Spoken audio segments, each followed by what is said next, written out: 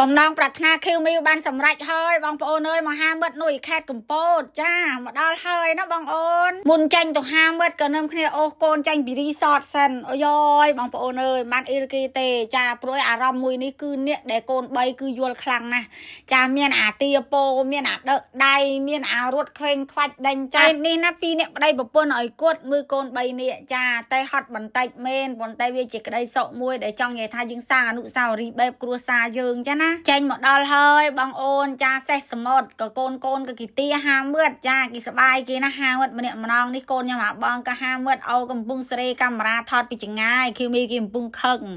ដែលមិនអោយគេហាមឿតដែលចាហើយហាចុកហាឡើងក៏ឃីមីក្លេកទៅឃើញសัตว์អង្កេបចាសัตว์អង្កេបលក់កូនអង្កេបនេះឃីមីគេចង់បានគេមិនទាន់ផ្អើលទេបងប្អូនគេរត់មកសុំប្រាក់ខ្ញុំសែនម៉ាក់ប្រាក់ទិញកង្កេប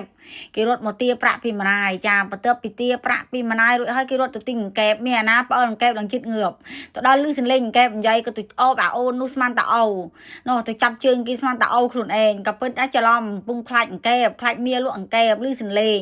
ដល់ឃីមីអើតក្នុងភ្នែកក៏ឃើញភ្នែកអង្កេបមនុស្សគ្នាស្រែកឡើងក៏ទៅអូប៉ះអូច្រឡំខ្ញុំសើចឡើងគិតងើបបងប្អូនអើយស្នោះឃីមីក៏នេះអោបងគេថតជាមួយអង្កេបឃីមីមិនហ៊ានថតទេខ្លាចច្រាប់ណាស់ខ្លាចឡើងយើសាច់ឲ្យម្ដាយអូបហើយត្រូវនឹងអង្កេបនេះក៏ដល់ពីតាដោះក្បាលមកក្បាលមនុស្សណាំខ្លាចចាខ្លួនអង្កេបក្បាលមនុស្សគេមានយំឡើងណាយំឡើងទៅសិតស្នោះកូនឡើងក៏ពេលអង្កេបចាញ់ផុតហើយក៏ដល់វគ្គតុទល់ម្ដងបានទៅថតចិត្តនឹងគេទេដែលសារខាងចិត្តនោះបងប្អូនឃើញណាខ្ញុំស៊ូមទៅមនុស្សច្រើនខ្លាំងដូច្នេះយើងកូនទួយរញ៉េរញ៉ៃទៅយើងមកថតរៀងឆ្ងាយតែតែមិនអុយទេស៊ូមថតទៅស្អាតដូចតែគ្នាចាអោគេអ្នកស៊ូមនោះអាតលកាហាមិត្តនេះកូនខ្ញុំអាទី2ក្បាលធំឡើងបងប្អូនអើយហើយនេះមីប៉ោគេយីអាស្នោះបងប្អូនអើយដូចមនុស្សណាលេចមិញឯងណាទឹកលេចណាទឹកបាន2ឆ្នាំក៏ចេះឡើងហាមិត្តសោបបងគេចាប់ក្បាលអូគេចាប់ក្បាលឲ្យហាមឿតចាហើយទេសភាពស្អាតខ្លាំងបងអូនអើយខ្ញុំនិយាយត្រង់ខ្ញុំលើកទី1ណាអត់ដែរបានម៉ូទេលើកទី1ឡើងអាយុ30ឆ្នាំហើយទៅបានមកខេតកំពតចាទៅបានម៉ូនេះឯង